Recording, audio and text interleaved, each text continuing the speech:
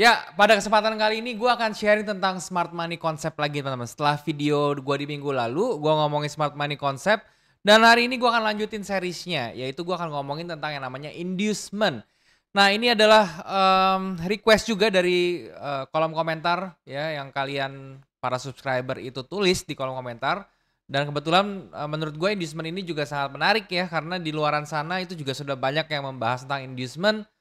Dan sekali lagi, ya, versi versi di luaran sama versi gue tuh agak sedikit berbeda. Jadi ini sedikit disclaimer aja teman-teman ya. Yang gue share di sini adalah inducement yang setelah gue pelajari mmm, dari berbagai sumber gitu ya, dan dari pengalaman gue sendiri. Jadi ini bisa dibilang adalah inducement versi gue sendiri. Nah, tapi sebelum itu teman-teman, gue mau ingetin kalau misalnya kalian mau trading forex nih, terus kalian belum punya broker, kalian bisa coba cek yang namanya OctaFX. Link untuk pendaftarannya di description di bawah teman-teman ya. Kenapa gue pakai OctaFX? Gue menggunakan OctaFX karena WD sama deponya cepet, dan kemudian pada saat news atau pergerakan harga yang masif semuanya lancar, tidak ada requote ya dan segala macamnya, pokoknya enak ya. Gue sudah pakai dari 2019 sampai sekarang juga aman-aman aja. Jadi kalau misalnya kalian mau cek ya, kalian tinggal klik aja linknya di description di bawah, oke?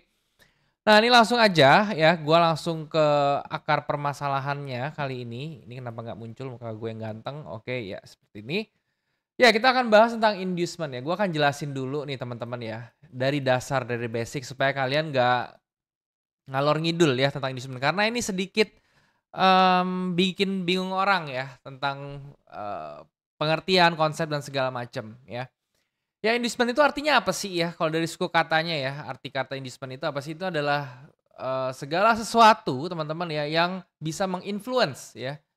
Inilah kata kuncinya teman-teman ya, influence atau mempengaruhi orang untuk mengambil satu tindakan, ya itu adalah arti dari inducement.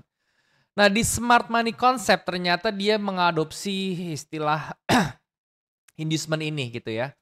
Walaupun ya sebenarnya inducement itu sebetulnya ya, itu adalah istilah baru aja sih ya. Kalau misalnya kalian belajar tentang price action dari dulu ya, dari zaman 2010-an gitu ya, 2011, 2012 kalian sudah belajar price action. Kalian akan menemukan sebuah konsep yang sama dengan inducement ini, cuma namanya beda aja gitu. Jadi menurut gue inducement ini adalah pembaruan aja ya, yang dikaitkan kebetulan dengan si smart money concept. Ya, jadi ingat ya, kuncinya inducement itu adalah segala sesuatu yang bisa menginfluence, dalam hal ini para trader, untuk mengambil satu aksi ya. Dan biasanya teman-teman ya, inducement itu lebih identik yang namanya ke trap ya, atau jebakan kayak gitu ya. Itu yang bisa bikin trader itu kena, ibaratnya kena mental ya dalam dalam trading itu ya. Jadi inducement itu lebih dekat ke situ sebetulnya ya. Jadi kalau misalnya bisa gue gambarin ya kayak begini nih, misalnya lagi bullish teman-teman ya, seperti ini marketnya ya. Terus kemudian dia tiba-tiba harga bergerak patah kayak gini, seret gitu ya. Nah, kondisi kayak gini teman-teman ya, ini kan kalian kalau belajar smart money, konsep ya, kalian belajar tentang structure kayak gitu ya, ini dia ada structure high, low, higher low, higher high, dan ternyata dia bikin di sini lower low gitu ya. Nah, kalau misalnya dia sudah terbentuk lower low seperti ini ya teman-teman, kayak gini, itu kan yang ada di mindset trader-trader itu, oh ini akan terjadi pembalikan arah harga dan segala macamnya bla bla bla bla gitu ya. Dan ini banyak orang yang trading break of structure dan segala macam ini pada nge-sell di poin ini gitu ya misalnya. Nah, yang namanya inducement itu adalah ya ini ya dia itu membuat harga itu membuat suatu skenario yang memancing ya atau mempengaruhi para tradernya untuk mengambil satu posisi, ya dalam kasus ini dia mengambil posisi sell ya. Jadi ini kelihatannya jelas banget ya. Jadi trader itu di-framing teman-teman ya, dijebak ibaratnya seperti itu. Dia supaya secara nggak sadar, secara konsep dan secara aturan, secara rules, secara teknik itu dibuat seakan-akan, oh ini gue bener gue harus sell di angka ini gitu. Nah ternyata pada saat di-sell ya, dia malah harganya berbalik ke atas dan mengambil liquidity yang ada di sini ya. Jadi di sini atas ini adalah liquidity. Ya kenapa bisa dibilang liquidity? Kenapa? Karena simpelnya gini, ketika kalian nge-sell di sini paling paling logis, paling waras itu stop loss-nya adalah di level atas. Jadi di sini banyak stop loss, teman-teman.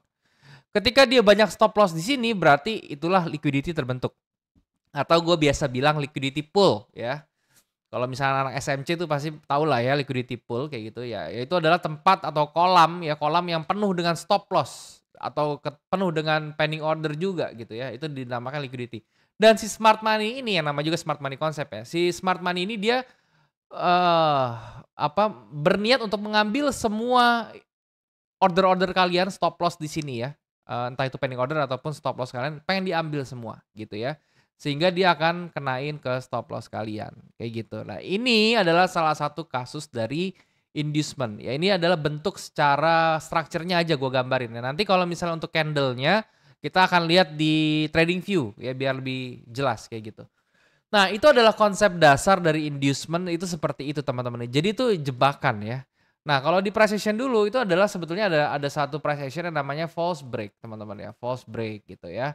Nah, false break ini ya itu adalah merupakan dasar ya atau level satunya dari si inducement ini. Jadi inducement ini sebetulnya adalah false break yang dikembangkan dengan narasi-narasi seperti ini gitu ya. Jadi ya, sebenarnya konsepnya adalah false break kayak gitu. Nah, terus teman-teman yang kalian tuh kalau mau belajar inducement, kalian jangan belajar tentang ininya aja, jangan dihafalin pengaplikasian, jangan dihafalin polanya, jangan dihafalin tentang pengaplikasiannya aja. Tapi kalian harus mengerti analogi di balik ini, logikanya, konsepnya dan segala macam. Oleh karena itu, gue mau jelasin kalian ya, untuk belajar inducement ini, kalian harus mengerti beberapa konsep ya. Yang pertama itu adalah konsep liquidity, teman-teman ya. LQ gue singkat ya, liquidity. Nah, kenapa kalian harus tahu liquidity? Karena inducement ini tidak akan terjadi ya kalau misalnya nggak ada liquidity. Itu sudah pasti teman-teman. Jadi kalau misalnya kalian melihat inducement itu bukan cuma ada candle impulsif terus dihajar balik dengan candle impulsif lagi. Wah, ini inducement gitu. Ada tuh yang sharing kayak begitu gitu ya. Itu enggak teman-teman ya. Kalau misalnya dia mau candle impulsif apapun gitu ya, tapi tidak ada liquidity yang tak akan terjadi dalam range yang terdekat, ya itu tidak akan terjadi namanya inducement teman-teman. Ya jadi inducement itu harus ada reversal impulsif move ya seperti ini, kemudian ada reversal yang impulsif juga dan di dekat-dekat sini di dekat-dekat area terjadinya impulsif move ini harus ada yang namanya liquidity. Oke? Jadi itu adalah syarat untuk terjadinya inducement ya. Terus setelah liquidity yang kalian harus tahu itu adalah tentang structure ya tentunya. Ini penting ya, structure.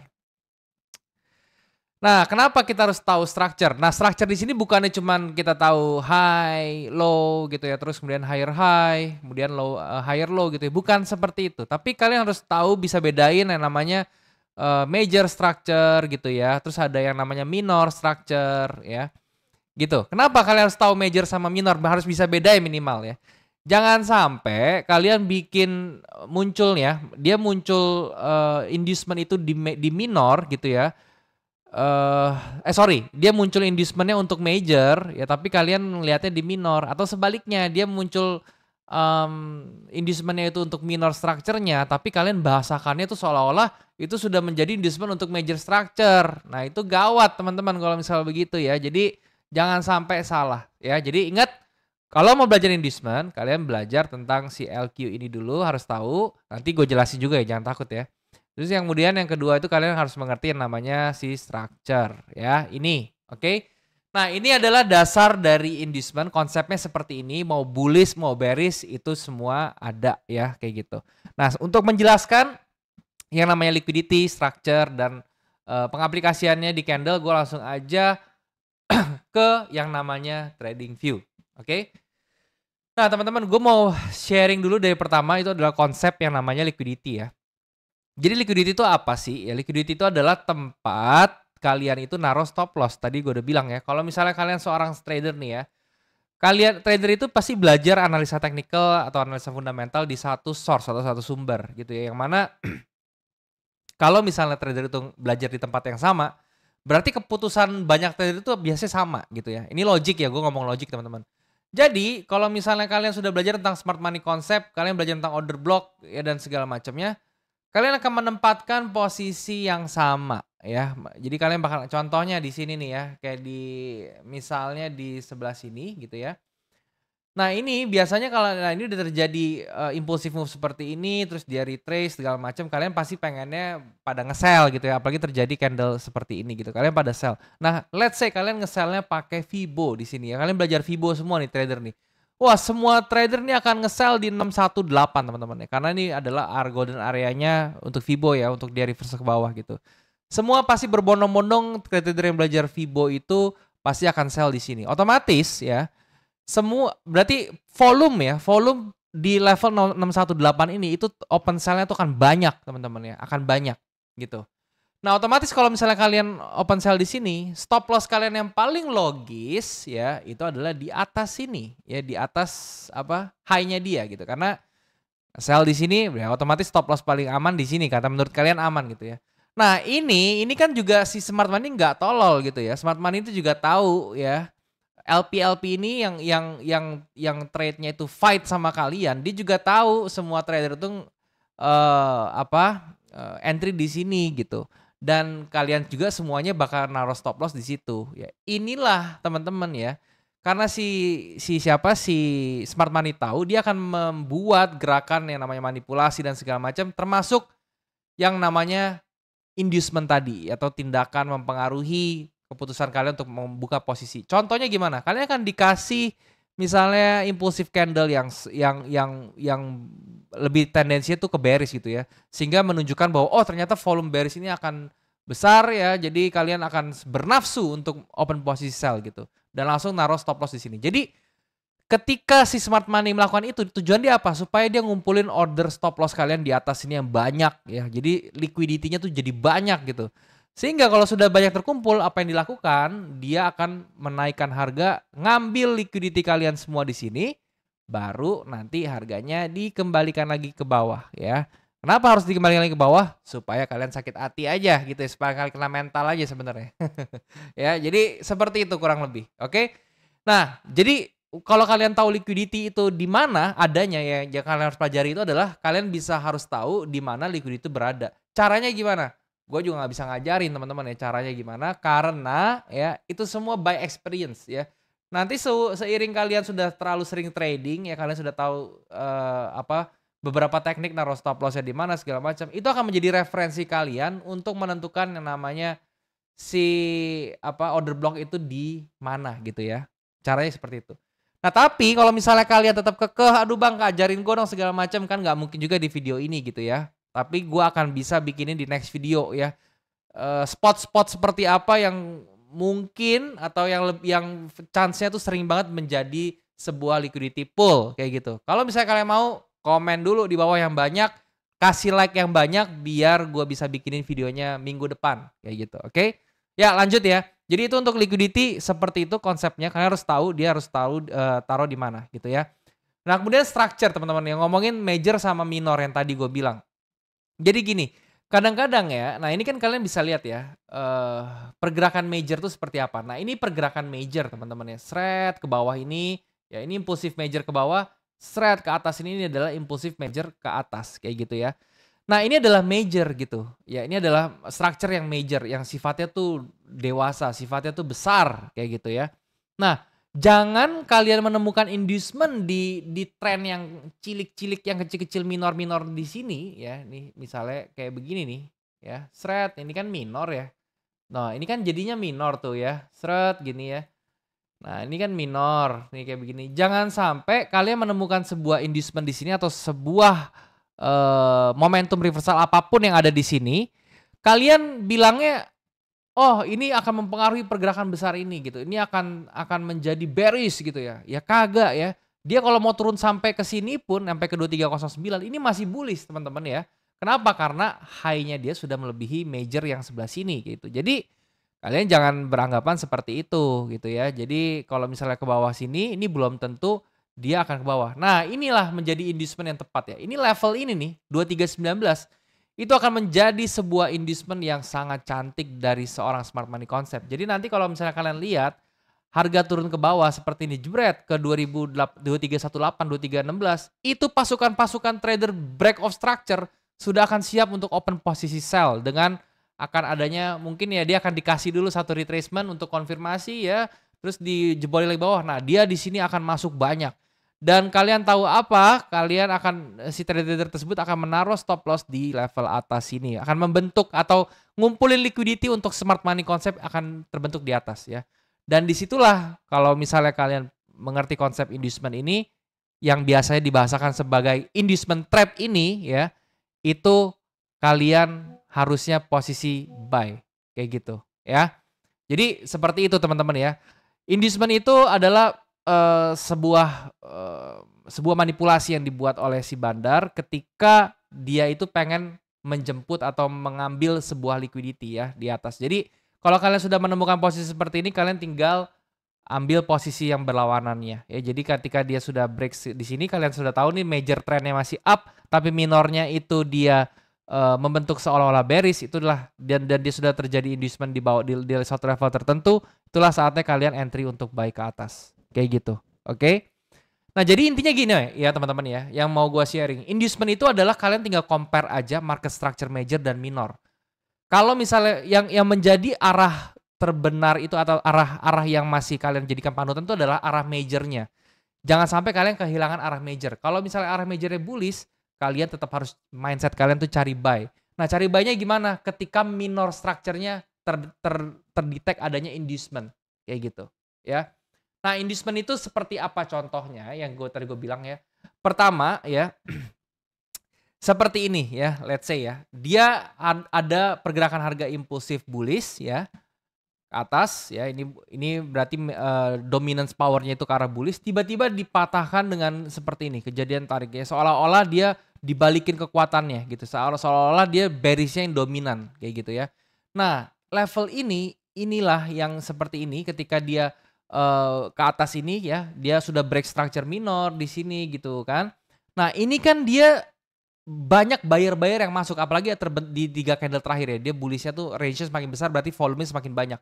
Berarti di sini tandanya banyak trader yang masuk buy teman-teman posisinya ya.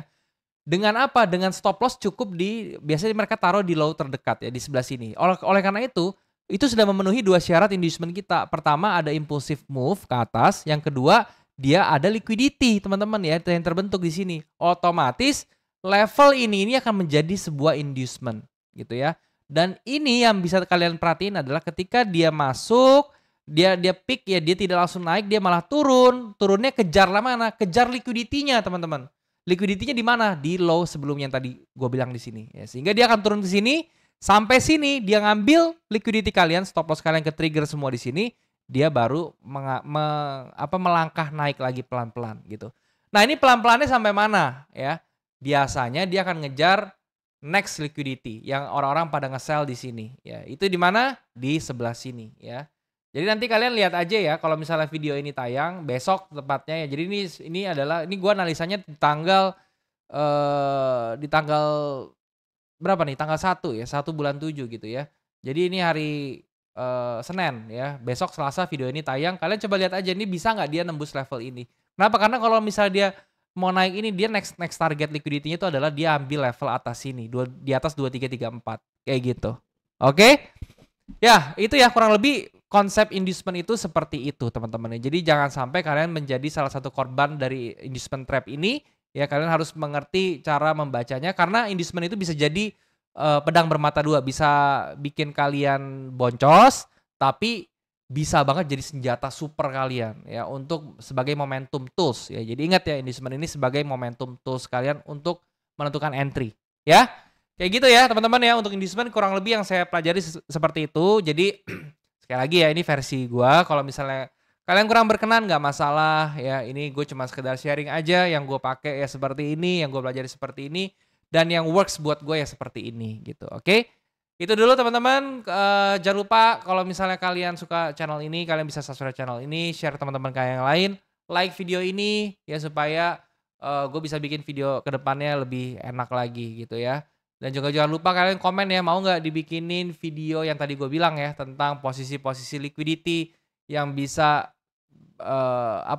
yang bisa menjadi sebuah eh, area reversal juga atau sebagai sebuah target ya kalau misalnya kalian buat trade gitu ya.